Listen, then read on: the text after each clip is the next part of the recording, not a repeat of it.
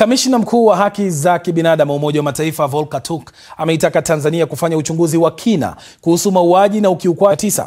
Tume hiyo imetaja ripoti kwamba mamia ya waandamanaji na raia wengine waliuawa na miili yao kupelekwa kwenye maeneo yasiyojulikana na vikosi vya usalama. Turk pia ameitaka kuachiliwa mara moja bila masharti yoyote kwa vigogo wote wa upinzani waliokamatwa, wakiwemo kiongozi wa Chadema Tundu Lissu na wengine waliowekwa kizuizini tangu siku ya uchaguzi. Huyu hapa Saif Magango, msemaji wa Tume ya Haki za Kibinadamu wa Umoja wa Mataifa. Kuna ripoti za kutia wasiwasi kwamba mamia ya waandamanaji na watu wengine wameuawa, huku idadi isiyojulikana ya watu wakijeruhiwa au kukamatwa. Pia kuna taarifa kwamba vikosi vya usalama vimeonekana vikiondoa miili mitaani na hospitalini na kuichukua katika maeneo yasiyojulikana, kana kuwa ni jaribio la kuficha ushahidi. Tunatoa wito wa dhati kwa mamlaka za Tanzania kutoa taarifa kuhusu hatima na mahali walipo wote waliopotea na kukabidhi miili ya waliouawa kwa familia zao ili wapate mazishi yenye heshima. Viongozi wote wa upinzani waliokamatwa kabla ya uchaguzi, wakiwemo kiongozi wa chama cha Chadema Tundu Lissu na watu wengine waliokamatwa kiholela tangu siku ya uchaguzi, lazima waachiliwe mara moja bila masharti. Wale wote waliokamatwa au kuwekwa kizuizini kwa mashtaka ya jinai wanapaswa kufikishwa haraka mbele ya hakimu na wapewe haki ya kupinga uhalali wa kizuizi chao ipasavyo. Wakati hayo yakijiri, naibu mwenyekiti wa chama kikuu cha upinzani Tanzania Chadema John Heche ameitaka serikali ya nchi hiyo kuachilia huru watu wote waliokamatwa kwa kufanya maandamano wakati wa uchaguzi mkuu nchini humo. Akizungumza siku moja tu baada ya kuachiliwa kwa dhamana, Heche amesema hakuna mazungumzo yoyote yaliyofanyika kuhusu kuachiliwa kwake na viongozi wengine wa chama hicho. Kama tulivyokamatwa ndivyo tulivyoachiwa. Hakuna mazungumzo yoyote tuliyofanya na mtu yoyote. Nataka hili liwe very clear kwenye public, kwa sababu watu wasilete propaganda kwamba tumeachiwa kwa makubaliano fulani. Hatuna makubaliano tulioachiwa nayo. Bado sisi ni watu tunaamini ni innocent, na tunataka watu wengine wote wanaoshikiliwa kinyume cha utaratibu waachiwe, waende kwenye familia zao.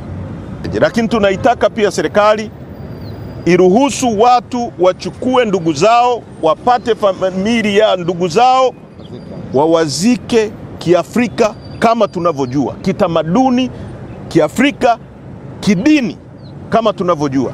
Wasiendeleze maumivu kwa familia ambazo zimepoteza ndugu zao.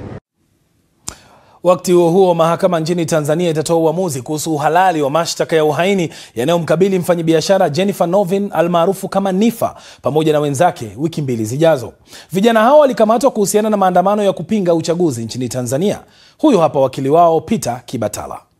Kwa mahakama imeretire, itakwenda kujadili hoja za uhalali wa hati ya mashtaka. Narudia tena hoja ya kwamba Nifa pamoja na Strong ICAM pamoja na wenzake 20 wakapatiwa matibabu, hiyo haina mjadala. Mahakama ishatoa maelekezo kwamba waende wakafanyiwe uchunguzi wa kitabibu na ripoti ije iwe sehemu ya mwenendo wa kesi. Hilo lenyewe tumekumbusha mahakama kwamba ilishafanya uamuzi kwenye hilo. Kwa hiyo mahakama itatoa uamuzi kuhusiana na iwapo hayo mashtaka ya uhaini ni halali au sio halali mbele ya mahakama. Itatoa uamuzi huo mnamo tarehe 25 mwezi Novemba saa 5 asubuhi.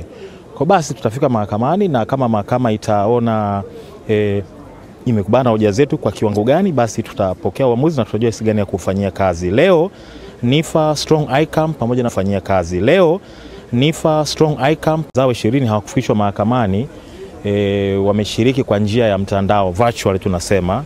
Nafikiri mliwaona pale. Kwa hiyo lakini wameshuhudia kinachofanyika kwa niaba yao, na naamini wameridhika at least kwa hatua hii. Sasa tusalie nchini Tanzania ambapo bunge la 13 limeanza vikao rasmi mjini Dodoma, ambapo wabunge wameapishwa ili kuanza kutekeleza majukumu yao rasmi. Bunge la sasa litakuwa na spika mpya baada ya mbunge wa Ilala Musa Azan Zungu kuchaguliwa kuchukua wadhifa uliokuwa ukishikiliwa na Dr. Tulia Ackson katika bunge la 12. Dr. Ackson alijiondoa katika kinyang'anyiro hicho kwa sababu ambazo hazikuwekwa wazi. Na kama anavyoripoti mwandishi wetu Leila Mohamed, chama cha upinzani ACT Wazalendo kimesisitiza kwamba kitatetea waathiriwa wa machafuko ya wakati wa uchaguzi kuhakikisha wamepata haki za Jamhuri ya Muungano wa Tanzania Wiki moja baada ya Rais Samia Suluhu Hassan kuapishwa na kuanza kutekeleza majukumu yake rasmi katika awamu yake ya pili ya uongozi nchini Tanzania, wajumbe waliochaguliwa kuwakilisha mahitaji ya raia walifika katika majengo ya bunge Dodoma ili kuapishwa na kuanza kazi rasmi. Lakini shughuli ya kwanza ikawa ni kumchagua spika atakayesimamia vikao vya bunge na kuongoza mojawapo ya matawi matatu muhimu ya uongozi wa nchi. Musa Azan Zungu, ambaye alionekana kuwa na ushawishi mkubwa miongoni mwa wabunge wenzake, aliibuka kidedea akiwa na kura 348 kati ya kura 383. Spika Zungu akiahidi kuwatumikia Watanzania wote bila ya kujali wanaunga mkono chama kipi. Serikali chini ya Mheshimiwa Rais Samia kwa unyenyekevu mkubwa wametoa dira ya taifa ya 2025-2050. Dira hii inataka isimamiwe vizuri na bunge hili kuisaidia serikali malengo yake ya ustawi wa jamii kwenye afya, miundombinu, elimu na amani na ulinzi wa taifa letu iweze kutekelezwa. Vikao vya bunge vimeanza katika kipindi ambacho taifa limeshuhudia uchaguzi uliokumbwa na maandamano yenye vurugu. Serikali kuu imetaja juhudi za kuleta maridhiano ya kitaifa. Wabunge hasa wa chama tawala CCM wanasema sasa ni wakati wa kuwajibikia majukumu yanayowakabili. Viongozi wakichaguliwa wanaangalia unawasaidiaje bila kujali chama chako. Wanataka uwakilishi na jinsi ambavyo michango yako bungeni itasaidia zaidi, kwa sababu watu wana kero nyingi. Na wewe kama mbunge ukitoa kero za wananchi kwenye bunge, wanakuamini zaidi. Wanasahau hata kama kulikuwa na uchaguzi, lakini wanaangalia sasa uwakilishi wako ukoje. Bunge la 13 litashuhudia idadi kubwa ya wawakilishi kutoka chama tawala cha CCM. Kati ya viti 272 vilivyopiganiwa ni viwili pekee ambavyo vilinyakuliwa na vyama vya upinzani. Chama cha ACT kimesema kwamba kinatarajia bunge ambalo litawatendea haki raia walioathirika na machafuko ya wakati wa uchaguzi. Bunge linaweza kurekebisha kasoro hizi kwa kuhakikisha kwamba tunaweka misingi madhubuti ya kisheria na kikatiba ili mambo yaliyojitokeza yasijitokeze tena.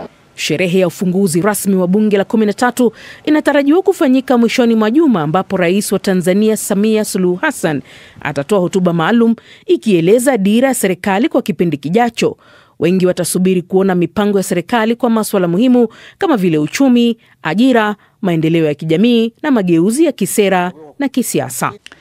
Nafikiri bunge hili litakuwa linatoa mwelekeo, kwa sababu kilitazama ni bunge tunaweza tukasema bunge lenye wabunge wengi zaidi wa CCM kuliko bunge lolote ambalo tumewahi kuwa nalo hapa Tanzania tangu mfumo wa vyama vingi uanze mwaka 1995.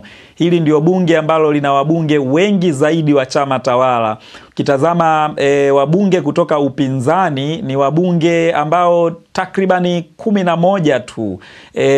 Kati ya wabunge zaidi ya 390 wabunge kutoka upinzani ni 11. Bunge lililopita lilikuwa na hali ya wabunge wengi wa CCM, lakini angalau kulikuwa ukijumlisha vile viti vyote ambavyo upinzani ulikuwa unatakiwa kupata kwenye bunge lililopita vilikuwa vinafika 28.